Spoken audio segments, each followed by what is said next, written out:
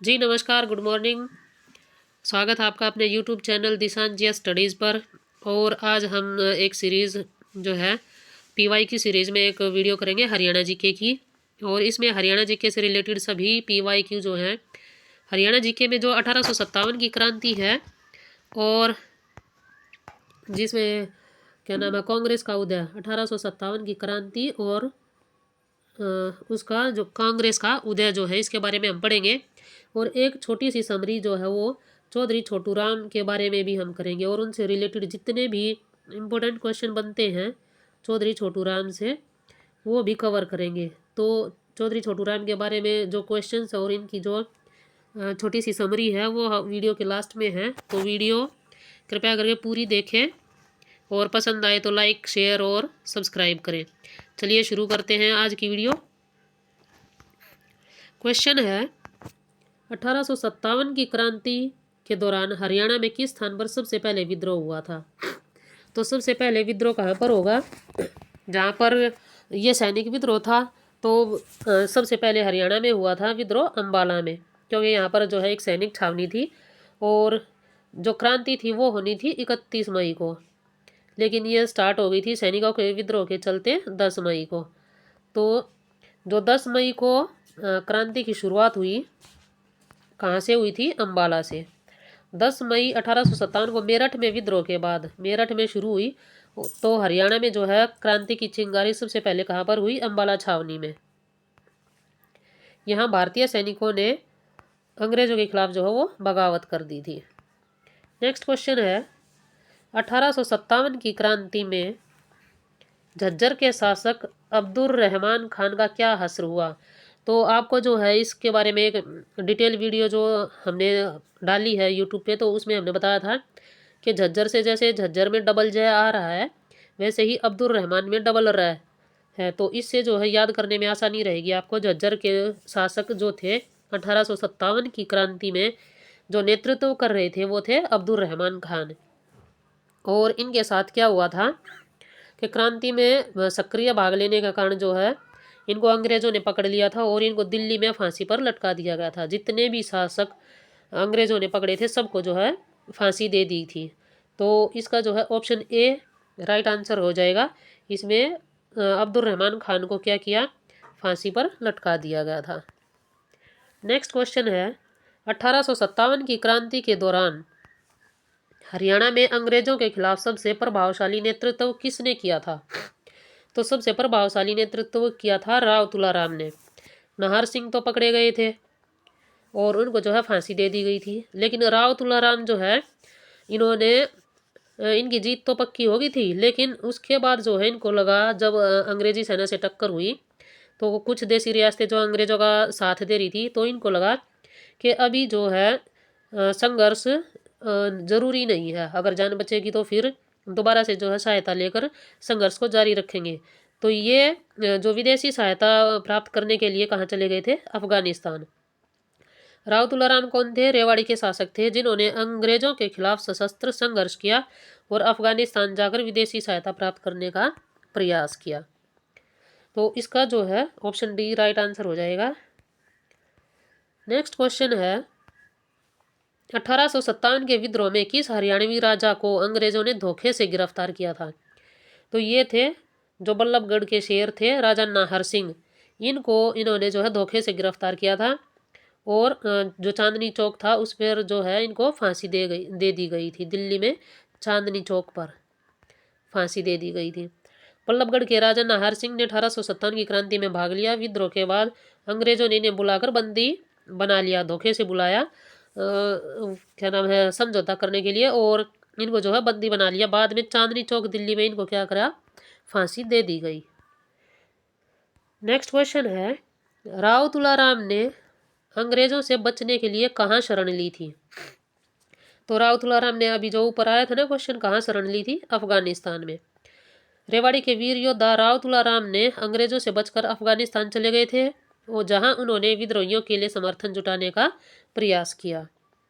Next question है हरियाणा के किस शहर में क्रांति के दौरान सबसे ज़्यादा अंग्रेजी सैनिक मारे गए थे। तो ये रोहतक था जहां सबसे ज़्यादा अंग्रेजी सैनिक मारे गए थे। रोहतक में बहुत बड़ा विद्रोह हुआ था, लेकिन जो जींद रियासत थी जो इसके पास थी, उन्होंने अंग्रेजों का साथ दिया था और इस वजह से जो है रोहतक के विद्रोहियों को असफलता का सामना करना पड़ा था। 1857 की क्रांति के दौरान हरियाणा में सबसे अधिक विद्रोह किन लोगों ने किया था? वैसे तो विद्रोह सब ने किया था, ये एक सैनिक विद्रोह था, लेकिन किसान और जमींदार जो थे इन्होंने सबसे ज़्यादा जो है बढ़ चढ़कर भाग लिया था। एक लोकल जो एरिया था उस लेवल पर भी जो आम जनता थी उन्होंने भी क्रांति में बढ़ चढ़कर हिस्सा लिया था। 1857 के विद्रोह का मुख्य नेतृत्व मुख्य रूप से किसान, जमींदार और स्थानीय राजाओं ने किया जो अंग्रेजों के अत्याचारों से परेशान थे। नेक्स्ट क्वेश्चन है 1857 की क्रांति के दौरान हरियाणा में अंग्रेजों के विरुद्ध विद्रोह के प्रमुख केंद्र कौन कौन से थे? तो अंबाला, यहाँ पर सैनिक थे, इन्होंने विद्रोह किया था। हिसार, रोहतक और झज्जर, ये जो है हरियाणा में अंबाला, हिसार, रोहतक, झज्जर, रेवाड़ी, बल्लभगढ़ जो है प्रमुख विद्रोह केंद्र थे जहां से अंग्रेजों के खिलाफ लड़ाइयां लड़ी गई थी। नेक्स्ट है राजा नाहर सिंह किस क्षेत्र के शासक थे? तो ये थे बल्लभगढ़ के। अब बल्लभगढ़ को क्या बोला जाता है? बलरामगढ़। बल्लभगढ़ का नाम बदलकर बलरामगढ़ रख दिया गया है। तो इनको जो है बल्लभगढ़ का शेर भी कहा जाता है राजा नाहर सिंह को। कहाँ पर है ये? वर्तमान फरीदाबाद जिले में है, वहाँ के ये शासक थे और 1857 की क्रांति में इन्होंने अंग्रेजों के खिलाफ संघर्ष किया था। नेक्स्ट क्वेश्चन है राव तुलाराम की मृत्यु कब हुई थी? राव तुलाराम जो है वे कहाँ चले गए थे? अफगानिस्तान चले गए थे समर्थन जुटाने के लिए। तो 1863, ऑप्शन सी जो है इसका राइट आंसर है। राव तुलाराम अफगानिस्तान में बीमारी के कारण 1863 में इनका निधन हो गया। 1857 की क्रांति के प्रमुख योद्धाओं में से एक थे और अंग्रेजों के विरुद्ध संघर्ष किया था। नेक्स्ट है 1857 की क्रांति के दौरान हरियाणा के किस शासक ने अपनी सेना को तोपों से लैस किया था? क्योंकि आधुनिक हथियार तो सिर्फ अंग्रेजों के पास थे, जो देसी रियासतें थी उनके पास तो बहुत ही कम जो है ये हथियार थे, जो आधुनिक हथियार थे देसी रियासतों के पास बिल्कुल ही ना के बराबर थे, ना ही नहीं थे। वे जो है अपना जो पुराना तरीका था उसी से वो संघर्ष कर रहे थे। तो किस राजा ने जो है अपनी सेना को तोपों से लैस किया था उस समय पे? तो ये थे राव तुलाराम। और तभी जो है उनको अपनी जीत पक्की लग रही थी उन्होंने, क्योंकि उनकी सेना जो है तोपों से लैस थी। राव तुलाराम ने अपनी सेना को तोपों से लैस किया और अंग्रेजों के खिलाफ कई लड़ाइयाँ लड़ी। उन्होंने युद्ध के लिए अफगानिस्तान से भी मदद लेने की कोशिश की।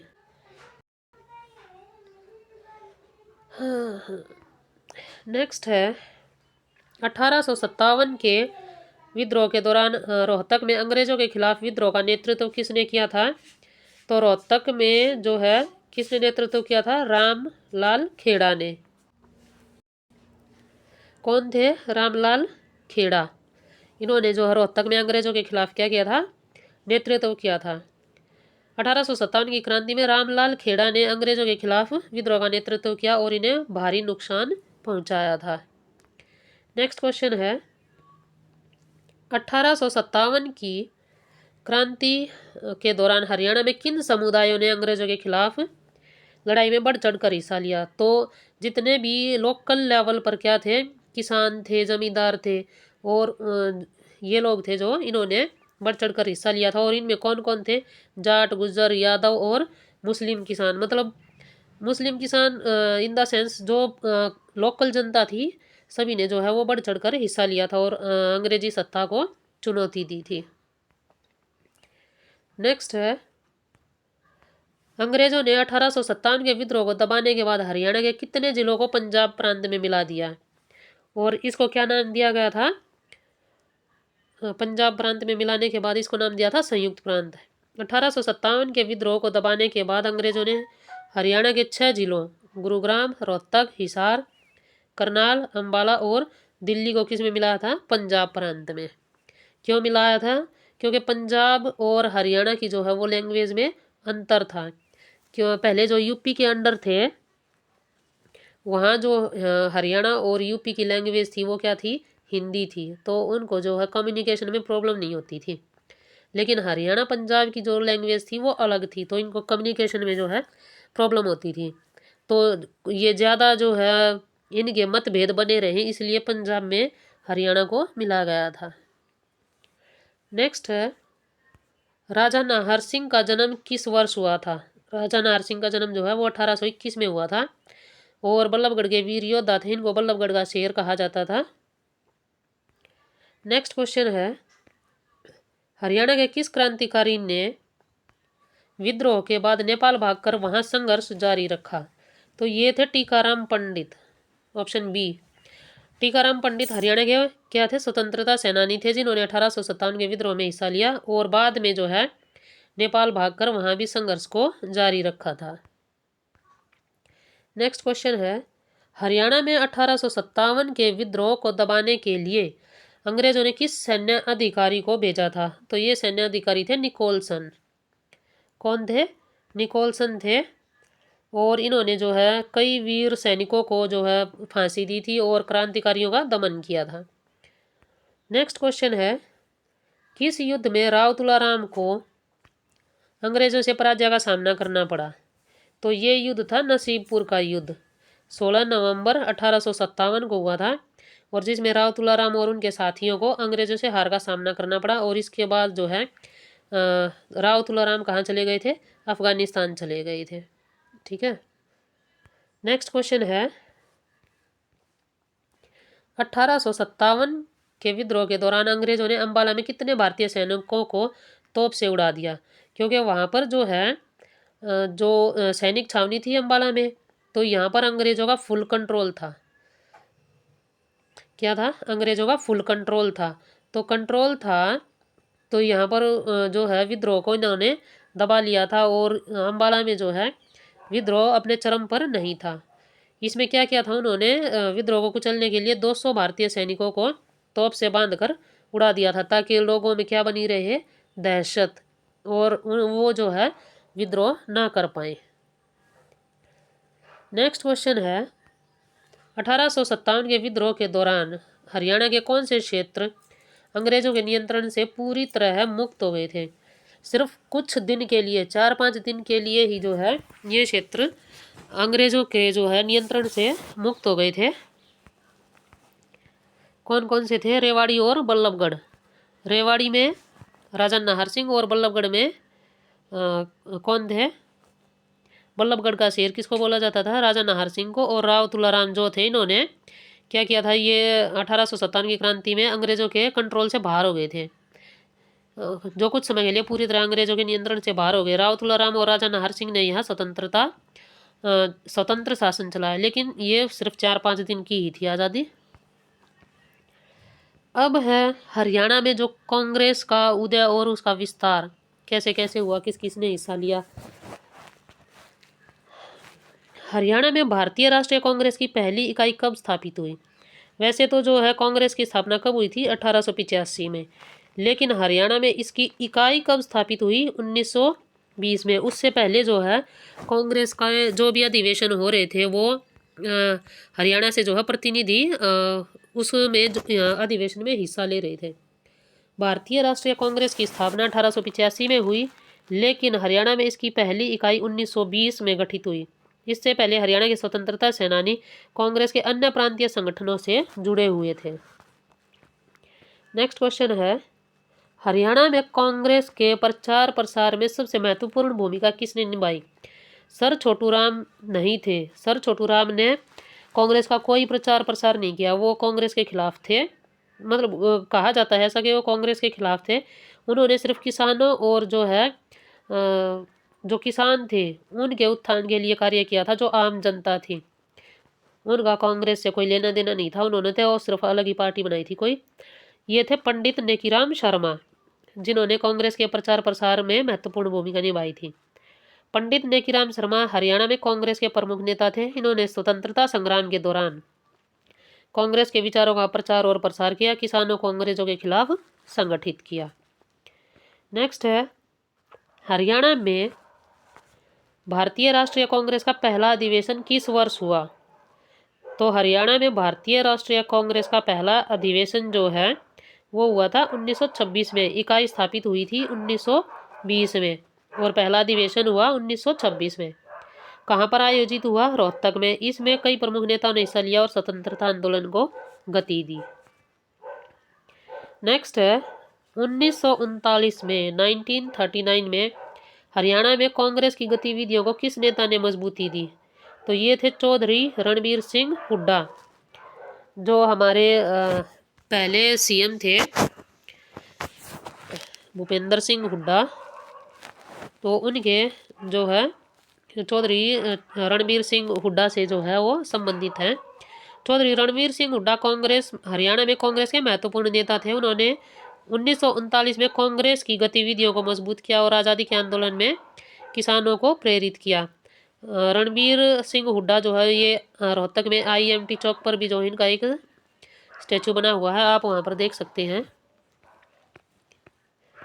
भारत छोड़ो आंदोलन 1942 के दौरान हरियाणा में कांग्रेस ने किस प्रकार से आंदोलन चलाया था? भारत छोड़ो आंदोलन जो है 1942 के दौरान हरियाणा में कांग्रेस ने किस प्रकार से आंदोलन किया?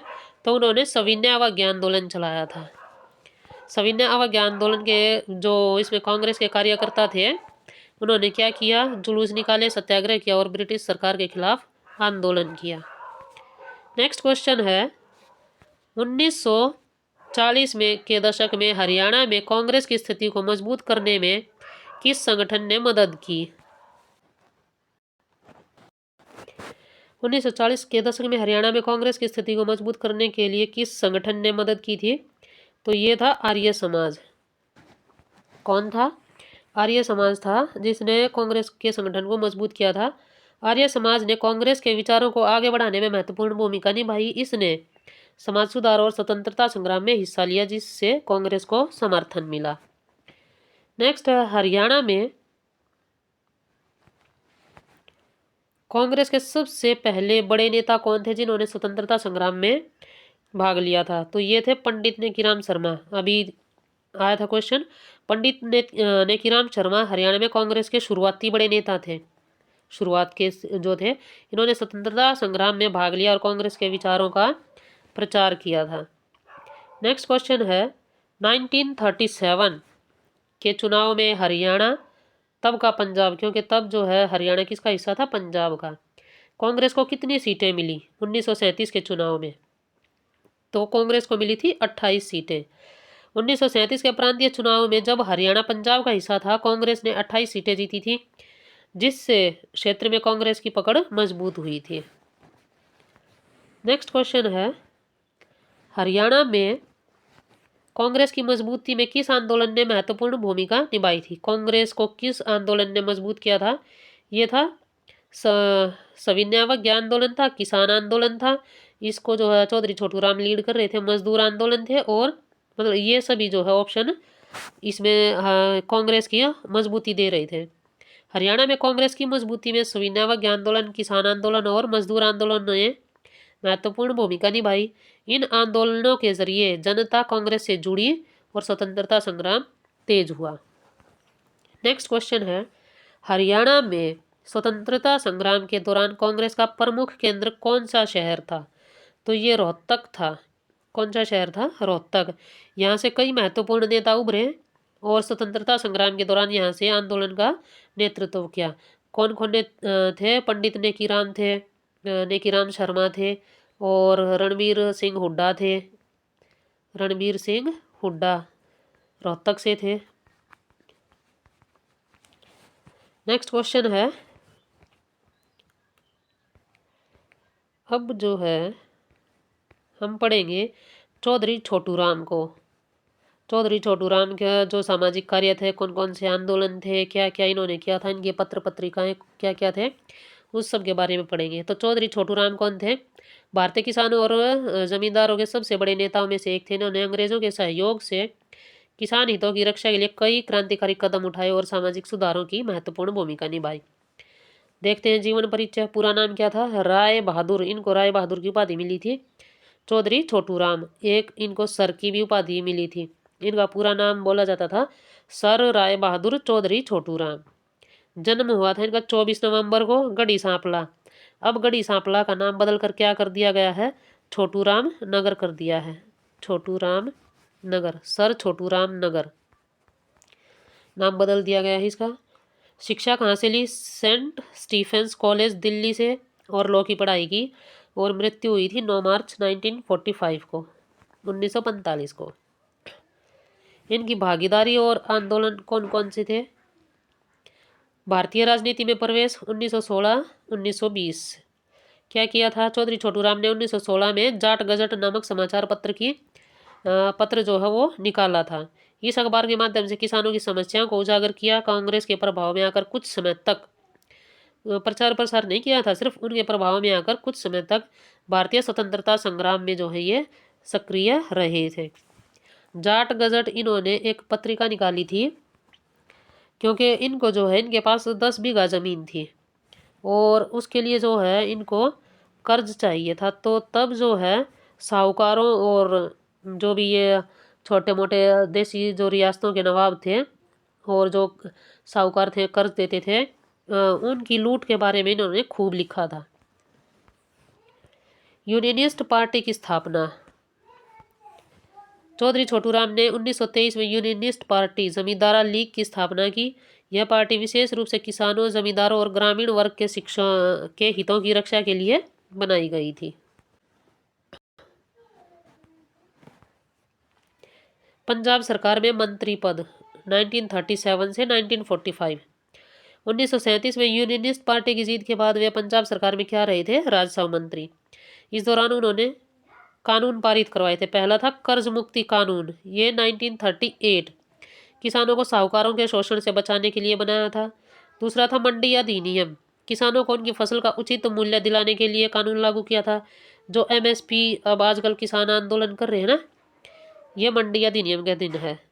साहूकार नियंत्रण अधिनियम, जमींदारों और किसानों को अत्यधिक ब्याज दरों से बचाने के लिए जो है ये नियम इन्होंने पारित करवाया था। तो इसमें क्या था कि जो साहूकार थे और जो जमींदार थे, साहूकार और जो जमींदार थे, वे मनमानी ब्याज दरों पर किसानों को ऋण देते थे। क्या देते थे? ऋण देते थे। तो इस चीज़ से मुक्ति दिलाने के लिए उन्होंने एक कानून जो अधिनियम बनाया था, उसमें क्या था कि सबको जो है वो रजिस्ट्रेशन करवाना पड़ेगा, ताकि कोई अपनी मनमानी ना कर सके। क्या करवाना पड़ेगा? रजिस्ट्रेशन। इससे जो है किसानों को जो कर्ज मिल रहा था तो उसमें उनकी मनमानी ना चले और ब्याज दर वे अपने मन मुताबिक ना ले। नेक्स्ट है कृषि सुधार, खेती को लाभकारी बनाने के लिए सरकार द्वारा योजनाएं चलाई गई। नेक्स्ट इनका जो काम था भारत छोड़ो आंदोलन और यूनियनिस्ट पार्टी। 1942 के भारत छोड़ो आंदोलन के दौरान इन्होंने कांग्रेस का समर्थन नहीं किया था। उन्होंने किसानों और ग्रामीण अर्थव्यवस्था की रक्षा के लिए अंग्रेजों के साथ मिलकर योजनाएं चलाई थी। उन्होंने जो मेन काम किया था वो जो ग्रामीण और किसान थे उनके लिए कार्य किया था। नेक्स्ट है इनके पत्र और पत्रिकाएं। जाट गजट कब निकाला? 1916 में रोहतक से प्रकाशित किया और किसानों की समस्याओं पर केंद्रित था। किसान मित्र किसानों को जागरूक करने के लिए निकाला गया एक अन्य समाचार पत्र था। यूनियनिस्ट पार्टी के प्रकाशन किसानों के अधिकारों और नीतियों को फैलाने के लिए प्रकाशित किए। ये तीनों ही जो है एग्जाम पॉइंट ऑफ व्यू से बहुत इंपॉर्टेंट है, मोस्ट इम्पोर्टेंट क्वेश्चन हैं ये तीनों। नेक्स्ट है सामाजिक सुधार कार्य। क्या क्या इन्होंने समाज के सुधार के लिए कार्य किए थे?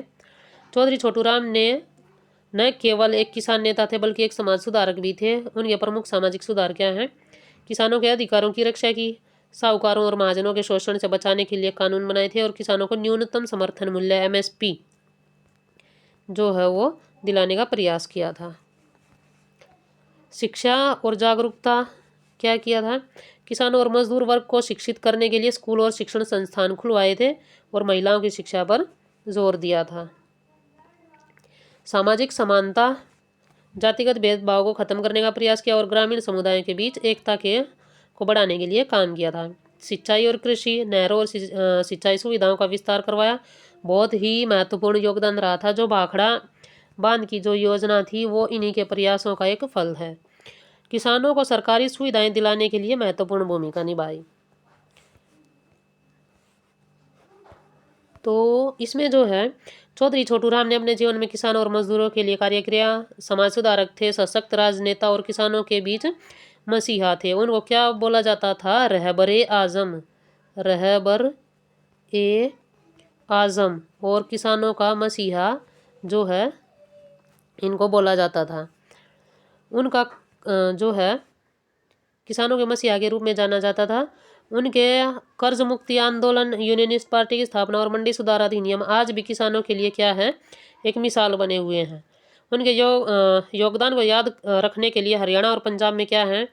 कई स्मारक और विश्वविद्यालय उनके नाम स्थापित किए गए हैं। चौधरी चरण सिंह कृषि विश्वविद्यालय हिसार अभी है ये नाम, पहले इसका नाम था चौधरी छोटूराम कृषि विश्वविद्यालय, अब इसका नाम बदल कर किया गया है चौधरी चरण सिंह कृषि विश्वविद्यालय।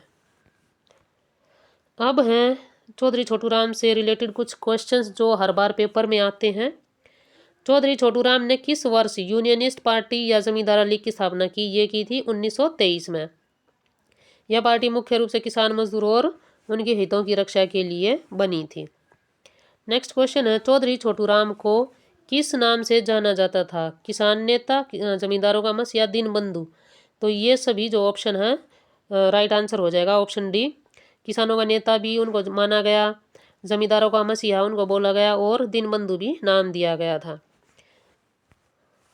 नेक्स्ट है, चौधरी छोटूराम ने किस प्रमुख आंदोलन में किसानों को सक्रिय किया था?